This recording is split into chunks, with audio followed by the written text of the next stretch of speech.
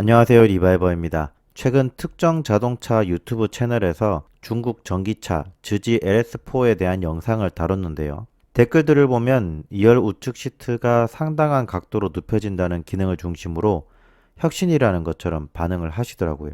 왜 현대차는 이런 건 못하냐? 현대차도 이런 혁신적인 것들을 내놔야 한다. 이런 식으로 아주 쉽게 얘기를 하시는데 저는 이런 반응을 보면서 물론 이렇게 1차원적으로 반응을 하는 것도 문제지만 애초에 이 영상에서 현대차도 이런 거 빨리 내놔야 한다는 식으로 여론을 이끌지 말았으면 합니다. 특히 시트는 탑승자와 가장 맞닿아 있는 부분인 만큼 안전을 책임지는 부품인데 기술적으로 안전하다는 검증 자료를 확보하지 않았음에도 불구하고 자동차 미디어 기자로서 관련 업계에 몸담아온 사람으로서 이런 언급을 한다는 것이 저는 납득이 되지 않습니다. 현대차도 하지 않는 것이 아닙니다. 오히려 현대차는 즈지 LS4처럼 허리를 굽혀서 눕는 게 아니라 이보다 더 훨씬 편하게 아예 침대처럼 완전히 평평한 온돌바닥 컨셉을 2022년 5월에 공개했습니다. 이게 단순히 그림 컨셉으로만 내놓은 것이 아니라 작동 구조, 부품 구성, 메커니즘까지 설계가 된 상태였고요. 이 기술에 대해서 공식화했다는 것은 적어도 그보다 훨씬 전부터 이러한 개념에 대해서 연구 개발이 이뤄져 왔다는 것을 의미합니다. 그럼에도 불구하고 현재까지 이 기술을 현대차에서 내놓지 않았다는 것에 대해서 우리 같은 일반 소비자들도 한번 생각해 볼 필요가 있습니다. 제 생각에는 결국 탑승자의 완전한 안전을 확보하지 않았기 때문이라고 봅니다. 2020년 7월 현대차는 자율주행차 시대를 대비한 허그 에어백 기술을 공개했습니다. 이 기술은 완전 자율주행차의 경우 자동차 시트 배열이 고정적이지 않고 누운 듯 비스듬한 자세나 탑승자끼리 마주보는 자세 등 여러 가지 상황을 고려해서 설계되었습니다. 당연히 뒷좌석이 완전히 눕혀지는 모빌리티 온돌의 경우에는 일반적인 시트에 앉아있을 때 외부로부터 받는 충격 방향과 완전히 다른 방향으로 신체에 충격이 가해지게 됩니다. 이때는 허그 에어백과 또 다른 컨셉의 에어백이 필요하겠죠. 물론 차이나 모터쇼에서 보여준 중국 전기차들의 새로운 혁신적인 기술들 배워야 할 부분도 분명히 있습니다. 테슬라도 수천 개의 18650 배터리를 장착한 전기차를 내놓는 혁신을 했고 기가프레스,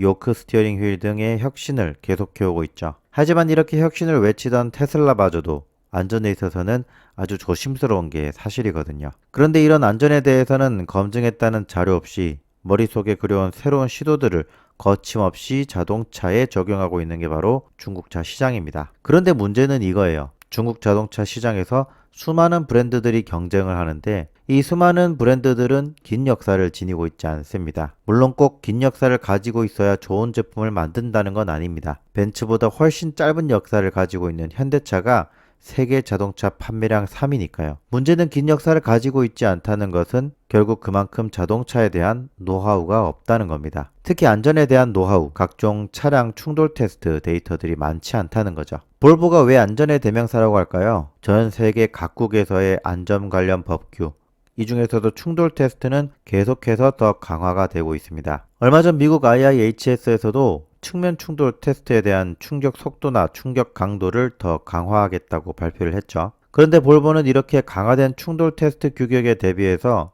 이보다 더 앞서서 볼보 차주들이 실제 사고를 겪게 되면 직접 필드에 나가서 데이터를 수집하고 어떤 부분을 더 강화해야 할지 설계에 피드백을 합니다. 그렇기 때문에 시장이 요구하는 수준보다 더 높은 안전도를 미리 확보하게 되는 거고요. 현재 볼보가 안전의 대명사로 이미지가 각인되기까지에는 이렇게 수많은 사고 데이터가 있었기 때문에 가능했던 겁니다. 지리는 그나마 볼보 최대 주주인 만큼 어느 정도 볼보의 사고 데이터나 안전 설계에 대한 노하우를 전수해 줄 수는 있겠지만 이마저도 완전히 최신의 데이터가 아닐 가능성이 높습니다. 한때 미쯔비시가 현대차의 기술을 전수해 줄 때도 가장 최신의 정보는 주지 않았듯이 말이죠. 그렇기 때문에 중국차는 안전도에 있어서는 자국민은 베타 테스터밖에 안 되는 겁니다. 그나마 검증된 차종들이라고 한다면 유로 NCAP 시험에서 높은 점수를 받은 일부 차종에 한해서 괜찮다고 말씀드릴 수 있고요. 결론적으로 지금 중국 자동차 업계를 새로 쓸 만큼 완전히 뒤집거나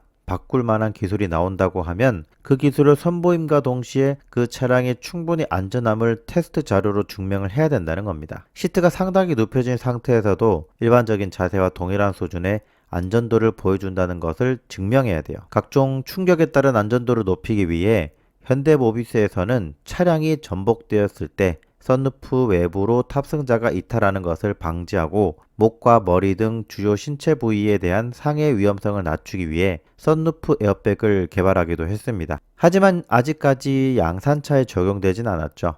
반면 센터 사이드 에어백은 이제 많은 차들에서 볼 수 있습니다. 이렇듯 자동차의 안전에 대해서는 조금 더 신중하게 접근을 해야 된다는 거고, 자동차 분야에 있어서 모든 신기술은 승객의 안전을 확보를 하는 것이 기본이 돼야 합니다. 소비자들이 충격받을 만한 와우 하고 소리 지를 만한 기술을 내놓는 것도 중요하지만 안전에 대한 책임감을 동반해서 홍보를 해야 하는 것도 필요하다는 겁니다. 그러니까 중국에서 내놓는 차량들을 보고 이거 너무 좋다, 대단하다, 어떻게 이런 생각을 할 수 있지라는 시선으로만 볼 것이 아니라 그 신기술의 이면에 대해서, 그리고 자동차가 가져야 할 기본적인 기본기가 무엇인지 좀 더 냉철한 시선으로 바라볼 필요가 있다는 겁니다. 자동차는 이제 이동수단이 아니라 스마트폰처럼 소프트웨어 중심으로 개발되어야 하고 스마트폰처럼 사용하기 편리하고 간편해야 한다는 것에 대해 동의합니다. 하지만 스마트폰과 자동차의 차이는 스마트폰은 내 손 안에 들어가지만 운전자는 차 안에 들어갑니다.